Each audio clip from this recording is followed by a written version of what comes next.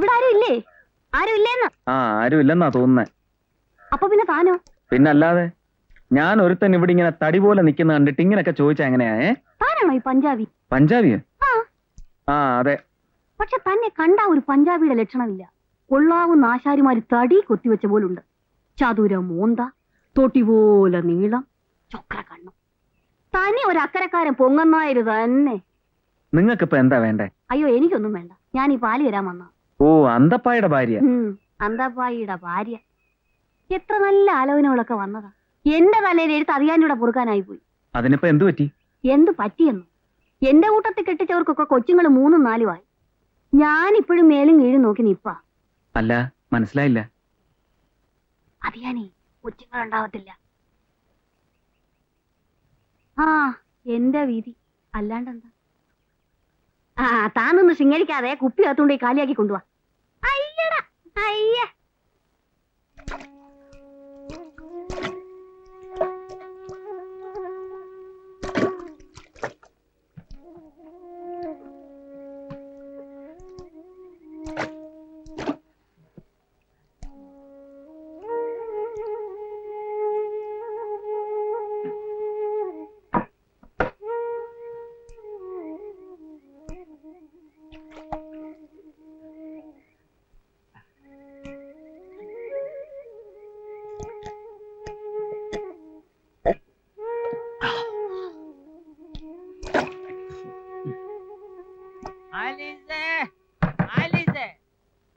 ആരാ അത്? ഓ, സാലീസ് വരുന്നു വരുന്നു.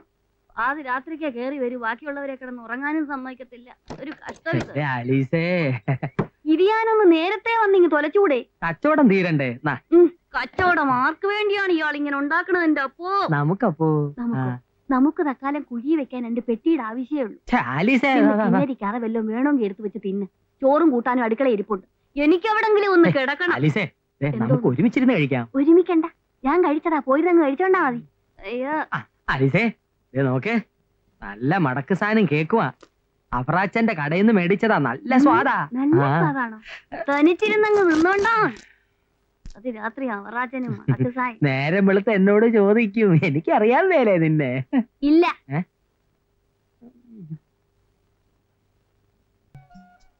എടോ പഞ്ചാബി, താൻ സ്വപ്നം കണ്ടോണ്ടിരിക്കുകയാണോ? കൊള്ളാം. ഈ ഇരിപ്പിരുന്ന കടയുടെ നിരപ്പലയിടാൻ വലിയ താമസമൊന്നും ഉണ്ടാവില്ല. ആരെയാണോ സ്വപ്നം കണ്ടത്? ആരെയല്ല. എന്നിട്ട് തന്റെ മുഖത്തൊരു എന്തുട്ടുപോലെ. എന്തുട്ടോ?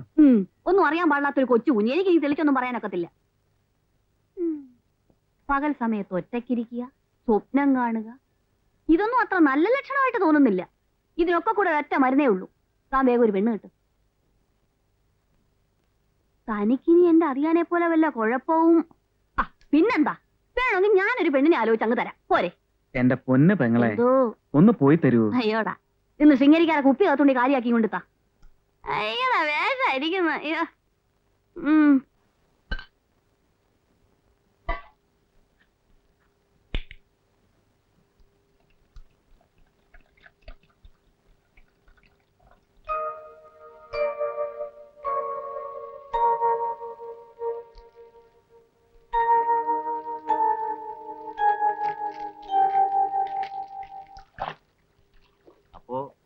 എല്ലാം പറഞ്ഞതുപോലെ. ചിങ്ങം പറന്നാൽ ആദ്യത്തെ മുഹൂർത്തത്തിന് കല്യാണം. വാക്ക് ഞാൻ പറഞ്ഞല്ലോ. ഈ കാണായപ്പെട്ട വസ്തുക്കളൊക്കെ ഭാഗ്യക്കുള്ളതാ. കോടതിയിൽ കേസിൽ കിടക്കുന്ന വസ്തുക്കൾ വിട്ടുകിട്ടുമ്പോ പിന്നെ അതും. ശരി, എന്നാ ഞങ്ങൾ ഇറങ്ങട്ടെ. ആട്ടെ.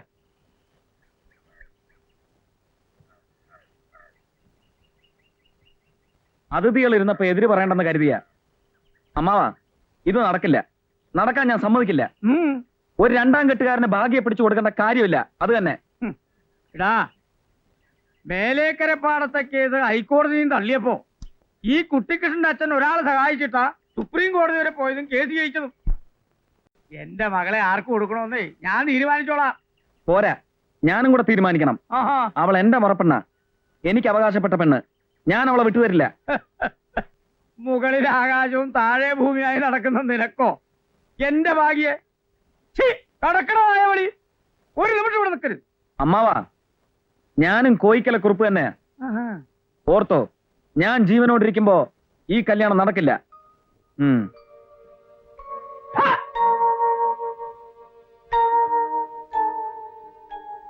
സേതുവേട്ടൻ പറയുന്നതിലും കാര്യമില്ലേ അച്ഛാ? സേതുവേട്ടൻ അവനെ കൊണ്ട് തന്നെ ഞാൻ താലി കെട്ടിക്കാം.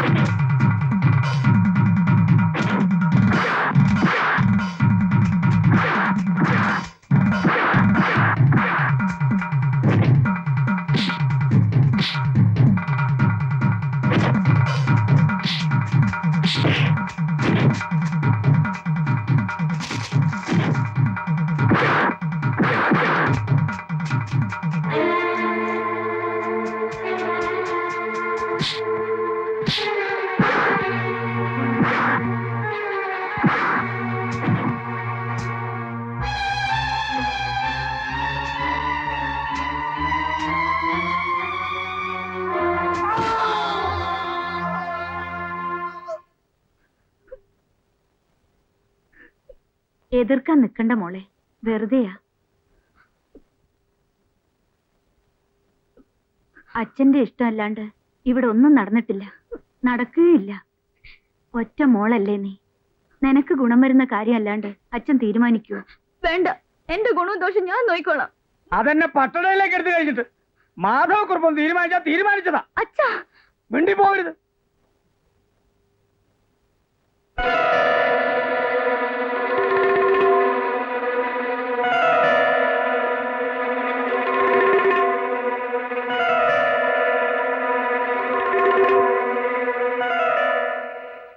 ചത്തൂന്ന് കരുതി അല്ലേ?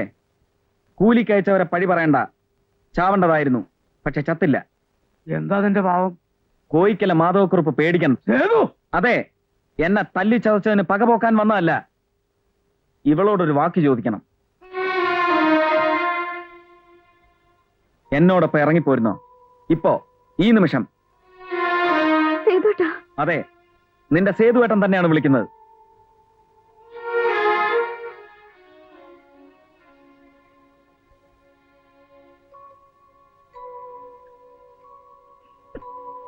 നിന്റെ അച്ഛനെന്നല്ല, കാലൻ പോലും നമ്മളെ തടയില്ല. വരുന്നുണ്ടെങ്കിൽ ഇറങ്ങന്റെ കൂടെ. എന്താടി മടിച്ചു നിൽക്കുന്നത്? ഇറങ്ങിപ്പോയിക്കോ. അയ്യോ, കാലോ വളരുന്നെന്ന് നോക്കി. ഇത്രയും കാലം നിന്നെ പോറ്റിയ ഇവൾക്കും എനിക്കുമല്ല. ഇവന്റെ വാക്കിനാണ് വിലയെങ്കിൽ ഇറങ്ങിപ്പോടി, ആരും തടയില്ല. പക്ഷേ രണ്ടാളും തിരിച്ചു വരേണ്ടി വരും, ഞങ്ങൾക്ക് പിണ്ണം വയ്ക്കാൻ. മോളെ, നീ ഇവിടെ നിന്ന് ഇറങ്ങിപ്പോയാൽ നിന്റെ അമ്മയെയും കൊന്ന് ഞാനും ജീവിതം അവസാനിപ്പിക്കും.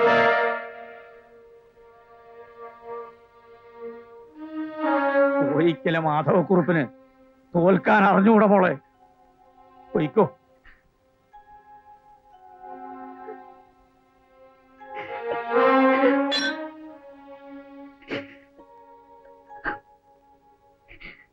ആട്ടി ഇറക്കിയപ്പോഴോ ഇരുട്ടടി അടിച്ചപ്പോഴോ ഞാൻ തോറ്റില്ല. ഇപ്പൊ ഞാൻ തോറ്റുപോയി ഭാവി. ഇനി ഞാനില്ല, ഈ നാട്ടിലേക്കില്ല.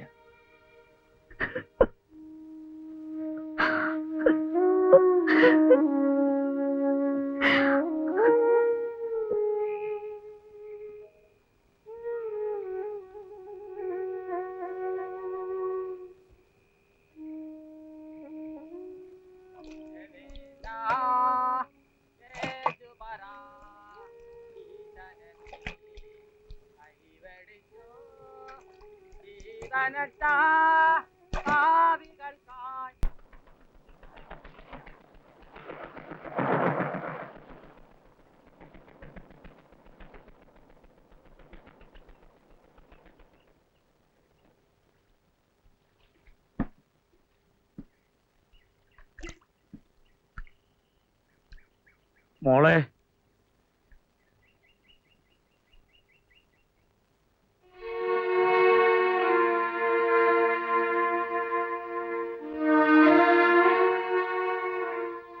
മോനെ മിഠായി. വേണ്ട, അപ്പൂപ്പന്റെ കയ്യിന്ന് മിഠായി മേടിച്ച അച്ഛൻ എന്നെ തല്ലും. മോളെ, അച്ഛനിപ്പോ വന്നത് നിന്നെ ഒന്ന് കാണാൻ. നാളെ ഇടവം 12 നിന്റെ അമ്മയുടെ ശ്രാദ്ധം. ശ്രാദ്ധമൂട്ടാൻ നിന്നെയും മോനെയും കുട്ടിക്കൃഷ്ണൻ വിടില്ലെന്ന് എനിക്കറിയാം. തറവാടോ കൈവിട്ടു. അമ്പലത്തിലെങ്കിലും നിന്റെ അമ്മയ്ക്ക് വേണ്ടി എന്തെങ്കിലും ചെയ്യണ്ടേ മോളെ? ഞാൻ വിചാരിച്ചിട്ട് ഒരു വഴിയും കാണുന്നില്ല. നിന്നെ ബുദ്ധിമുട്ടിക്കാനല്ല വന്നത്. നിത്യച്ചിലവിന് പോലും ഞാനിന്ന് കഷ്ടപ്പെടുകയാണ് മോളെ. അതെ, വിറ്റ് തൊലയ്ക്കുന്നതിന് മുമ്പേ ആലോചിക്കേണ്ടതായിരുന്നു. കൃഷ്ണ, എനിക്ക് വേണ്ടിയിട്ടല്ല ഞാൻ കൈ നീട്ടുന്നത്, ഇവളുടെ പെറ്റമ്മയ്ക്ക് വേണ്ടിയാ. അച്ചി വീട്ടുകാരുടെ ശ്രാദ്ധവും അടിയന്തരവും നടത്താനുള്ള വകയൊന്നും കേച്ചേരിയിലെ കാരണവന്മാരുണ്ടാക്കി വെച്ചിട്ടില്ല. എന്താണ് ഇന്ന് മോങ്ങുന്നത്? കൊച്ചിന് കൊണ്ടുപോയി മരുന്ന് കൊടുക്ക. പോകർത്ത. അവളോട് ദേഷ്യപ്പെട്ടിട്ട് എന്താ കാര്യം? തെറ്റിയത് ഞാനാ, അനുഭവിക്കേണ്ടവരും ഞാനാ. ഒന്നും ആയില്ല, ഇനി അനുഭവിക്കാനിരിക്കുന്നതേ ഉള്ളൂ. കുട്ടികൃഷ്ണ, നിന്ന് കാല് കിടക്കാതെ പോ മനുഷ്യ. കുട്ടികൃഷ്ണ, ഇനി അതല്ല, കോയിക്കലക്കുറിപ്പിന് അകമ്പടി നിർബന്ധമാണെങ്കിൽ ഞാൻ ബാല്യക്കാരെ വിളിക്കാം, പടിയോളം അടിച്ചിറക്കാൻ. ഇറങ്ങി പോടോ കളവാ.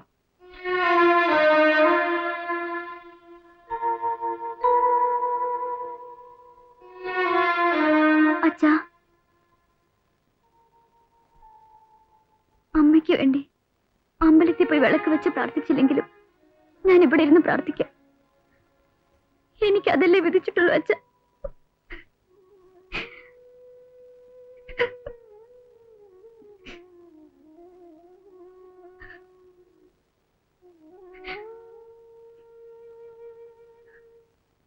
എന്റെ കർത്താവേ, പീടിക അടച്ചോ? എന്താ അന്തപ്പായി? കുറച്ച് പലഹാരം വേണമായിരുന്നു. പലഹാരോ? ആ. അതിപ്പോഴാ? എന്നും കൈനടി അവറാച്ചന്റെ പീടിക എന്നാ മേടിക്കാറ്. ഇന്ന് അങ്ങേര് നേരത്തെ പീടിക അടച്ചു. പലഹാരമില്ലാതെ വീട്ടിൽ ചെന്നാ കിടപ്പ് പുറത്താ. പിള്ളേരുടെ സ്വഭാവമാവക്ക്. പിള്ളേരും ഇല്ലല്ലോ. അവിടെ സന്തോഷമായി, എന്റെയും സന്തോഷം. ഇച്ചിരി പലഹാരം തായേ. അടച്ചതാ, വേണമെങ്കിൽ അന്തപ്പായിക്കായിട്ട് തുറക്കാം. വാ. നന്മ നിറഞ്ഞവനെ. പീഡിയ പലഹാരം തന്നെ ഞാനിവിടെ 2-3 മാസം ഗർ എന്റെ വായിരിക്കുന്നൊന്നും കേൾക്കണ്ട. എടിയത് കൈനടി അവറാച്ചന്റെ ഓ, പലഹാരമാ. നിങ്ങളും നിങ്ങളുടെ ഒരു മുടിഞ്ഞ കൈനടിയും. അലിസേ, പുറത്ത് നല്ല കുളിരും തണുപ്പും. വല്ലാത്ത കുളിരല്ലോ. കല്യാണം കഴിച്ച് കൊല്ല 7 ഇപ്പഴാ നിങ്ങൾക്ക് കുളിര്. എന്റെ വായിരിക്കുന്നൊന്നും കേൾക്കാതെ മര്യാദക്ക് പുറത്തു മുറി കിടന്ന് ഉറങ്ങാൻ നോക്ക്. പാതിരാത്രി പലഹാരം, കൈനടി. എന്റെ കർത്താവ് തമ്പുരാനെ, ഇതിനെ വെച്ച് നോക്കുമ്പോ നിന്റെ കുരിശ് വല്ലതൊരു കുരിശാന്നോ?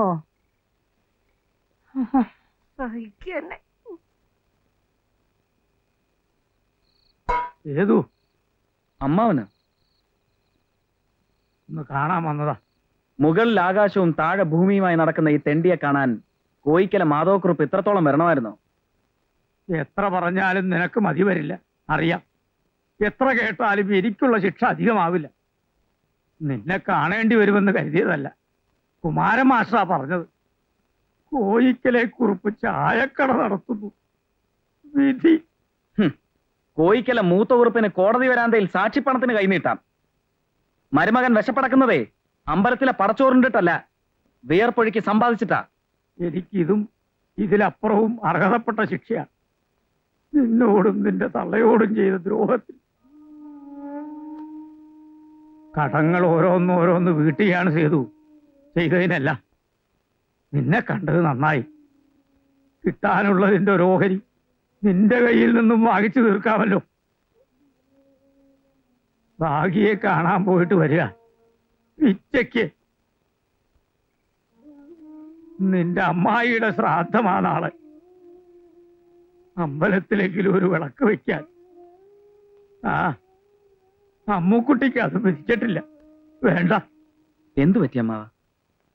എന്റെ മോളെ ഞാൻ കുറ്റപ്പെടുത്തുന്നില്ല. അനുസരിക്കാനേ അവളെ ഞാൻ പഠിപ്പിച്ചുള്ളൂ. എത്ര ദുഷ്ടനാണെങ്കിലും താലി കെട്ടിയവന് ഇഷ്ടമില്ലാത്ത അവള് ചെയ്യരുതല്ലോ. ഭാഗ്യക്ക് പെറ്റമ്മയെ വേണ്ടാതായി കാണും. പക്ഷേ അമ്മായി വിളമ്പിയ ചോറുണ്ടാണ് ഈ തടിമുറ്റിയത്. ശ്രാദ്ധമൂട്ടാൻ മക്കൾക്കാണ് അവകാശം. മരുമകനല്ല, മകനാണെന്ന് സങ്കല്പിച്ച് നാളെ ഞാൻ ഊട്ടും. അമ്മായിയുടെ ആത്മാവ് അത് സ്വീകരിക്കും. സേതു